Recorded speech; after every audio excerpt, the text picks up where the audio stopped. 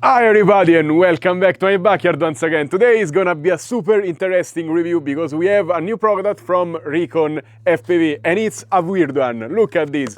You have the accessory box and in the bottom just tell me if you ever seen a FPV drone built like this. But before I show you the drone, let's check out the accessories. You get stickers, manual, two sets of Gemfan Hurricane 3630x3 and the propeller screws with the hexagonal key. If you get the power version of this drone, you also get the stuff to mount the O4 light into it, including a longer MIPI cable, because the original one is too short. I didn't get those accessories, and mounting the O4 has been quite a mess. I had to tear down a O4 Pro to mount it. And finally, let's check out the drone. Have you ever seen something like this? It takes two lithium-ion 18650 batteries, and it's a 2S 3.5 inches, super efficient, explorative style drone. Everything is protected and enclosed in plastic and the arms are made of black carbon fiber, which is 3mm thick. And it's quite stiff. The weight of the drone, once you put the batteries in, is gonna be between 255 to 265, depending on the camera you use, because you can use analog or A4 camera. And it's kind of a shame because, I mean, I don't believe they couldn't remove a few grams here and there to make it sub 250. You have a super small M10 GPS at the top, which is correctly placed to get a ton of satellites. I'm gonna test it later. At the bottom, there is a power button to power the drone on because there is no plug here. This is super clever, but be careful when you tear down the drone to install the camera.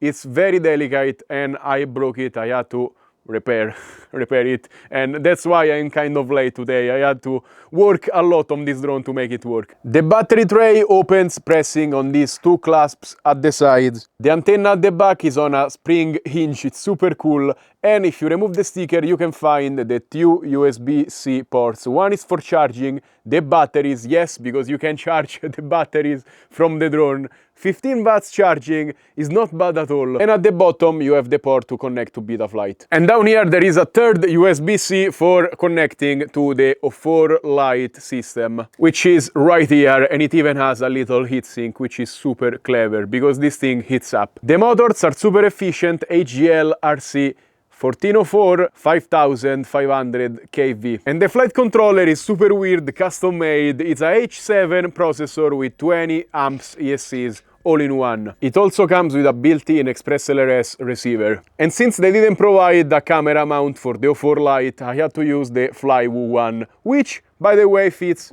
the wide-angle camera filter, so I'm gonna use this one. And finally, it's time to fly. I just went to the vape shop and I bought some Sony VTC6. They are among the best batteries you can use for this drone because they have 3000 milliamps and 30-35 amps of discharge rate. So they should give us around 15 minutes of flight time, yet the ability to freestyle and the power to go a little bit faster. Let's see how it goes. And I see some chicken already, so we have to chase them. Boom, turns on, you can see the LEDs, and we got GPS lock. Super fast. Now it's not a cold start because I just tested it, but it's very fast. Boom. This is not my first flight because it's a few times I try flying with this drone. I believe I bought fake VTC6 batteries because this is the max power I get. I'm gonna fly another time with the VTC6. I just put a amperage counter in the front of my screen. I have tested the batteries on the bench and they seem to be holding 30 amps. So maybe I was pushing the throttle a little bit too much and these batteries don't like going above 30 amps. But you can see how the drone flies at 30 amps.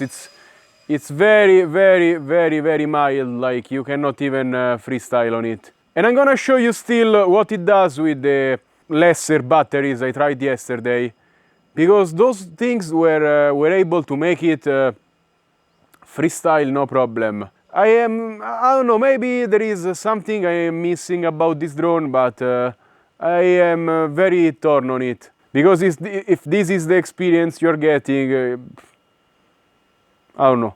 It seems to be flying fine like this, it's not dropping, and the battery is is almost depleted because, yeah, if you get a branch, it's game over because the motor spools up, you consume more amps, and it drops.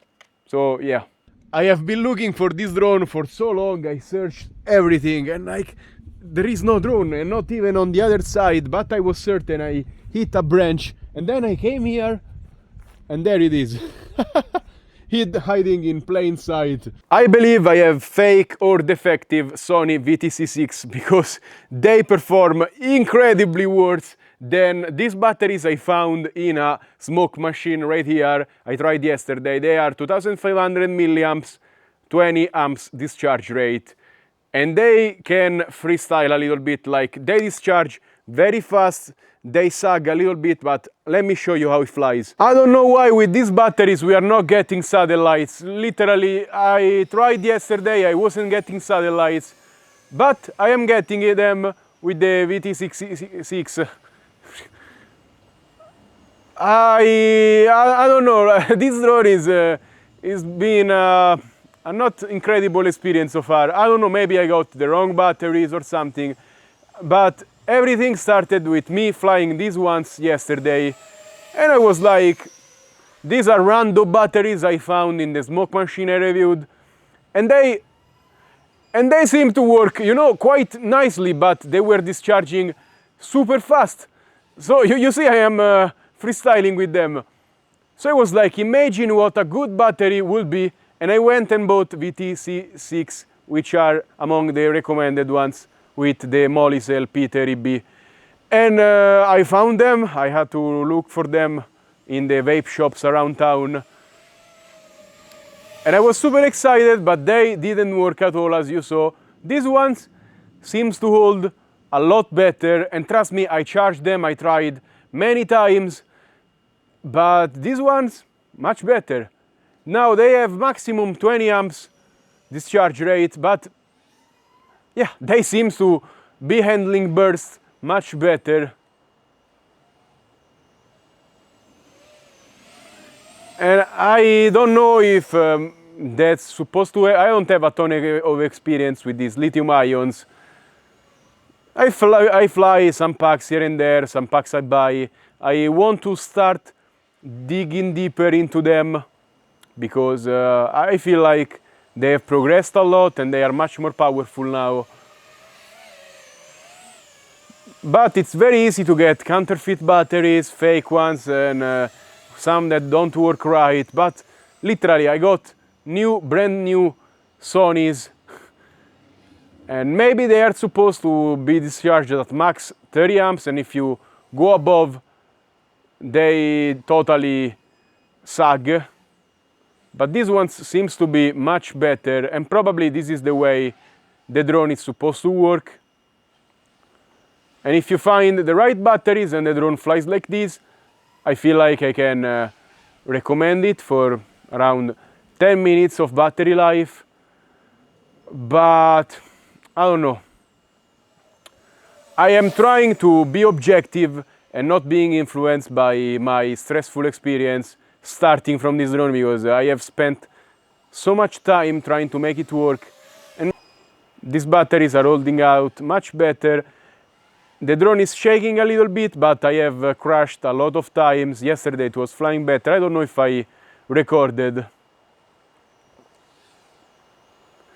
But I feel like getting 150, 160 grams 3.5-inch 4S and putting a bigger battery, you end up at the same weight as this. You can fly 10 minutes as this. And you're gonna have a much better experience with a LiPo battery. This one probably needed to be lighter, I feel like. This drone can totally fly 15 minutes, I believe that. But my issue is that if you need to counteract the wind a little bit and you push a little bit more than the rated amperage, it's gonna shut down. I am causing it. You need the voltage to go below 6 volts. And okay, it's not as hard as okay, 5.6, look, it's gonna shut down in a moment if you start flying faster. Man, these batteries are nice. I looked on internet and they are rated for 20 amps maximum, but they seem to be constantly be able to pull a lot more than that. Maybe the counter on the drone is wrong, I don't know. Okay, it's not bad. I am really stress testing it and it's not giving up. And these are not the recommended batteries, so I feel like it's safe. Just watch the voltage. 10 minutes and 30 days of flying and I didn't care about being efficient. Probably you can go above 15 minutes with this drone.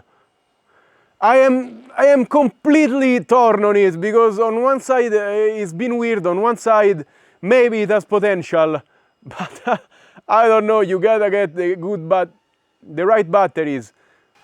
4.8 volts and still the camera is on. I don't know. Ah, finally, they gave out. I completely mistreated these batteries. They are almost too hot to handle and it's a dangerous behavior, but you can see if there is a little bit of wind, probably you can counteract it.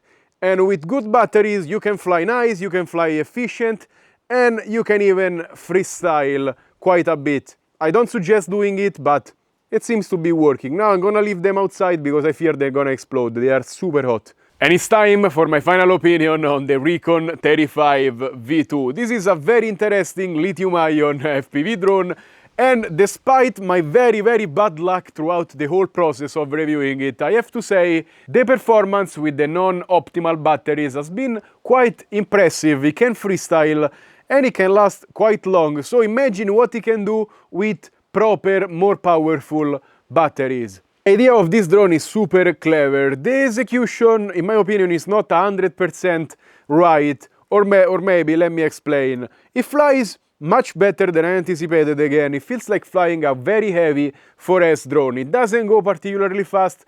You cruise at 40, 50 maximum. You can burst at 80 maximum, so it's not gonna be a drone to go up a mountain in my opinion. Maybe you can explore a little bit of the area, and it seems like if you use the right batteries, the voltage doesn't make the O4 system turn off. The GPS performance is pretty spot on. It gets satellites super quickly, but I don't know, my bad luck maybe. It only worked with the VTC6 batteries. And when I tried these ones, for some reason the GPS doesn't turn on. The reason why I say it's not a perfect execution is because the drone is very well built. It has a lot of cool ideas all around. I like being able to turn it on and to charge the batteries with the drone itself. But this came at the cost of the drone being 255, 260 grams minimum. And it's just ridiculous. I don't know how they couldn't remove a few grams to make it sub 250 and make it make sense, because if you are over 250 you may as well use a 6-inch with a 6S lithium-ion pack and go much further, much better, with much more power, much better wind resistance. And I don't know, it's heavier than it should be in my opinion, and it's using the O4 Lite. I don't even know if it's possible to carry a 4 Pro system with a 2S lithium-ion pack and still be sub 250, but now I wanna try, because that drone is gonna be super cool. I'm not entirely convinced by this drone. It's for sure the best lithium-ion only one I have tested so far, and it succeeded my expectations. But is it gonna be better than a regular 3.5-inch or a 4-inch long range? They are lighter, dry weight anyways, with the 4 Pro system. So what's the advantage of this? You can put a 2S, 3S, 4S lithium-ion pack on them. You are anyways over 250, so you might as well go with those. And for example, a 4-inch will fly for half an hour if you take it slow. This one is rated for 15 minutes, all while carrying a 4 Pro. If they only focused on keeping it sub 250, probably could have had a nice use case for it. But as it stands, as I said, it's a cool idea, but not a perfect execution. And as always, remember to like, subscribe, and comment on this video. I'm really curious to know what you think about this drone.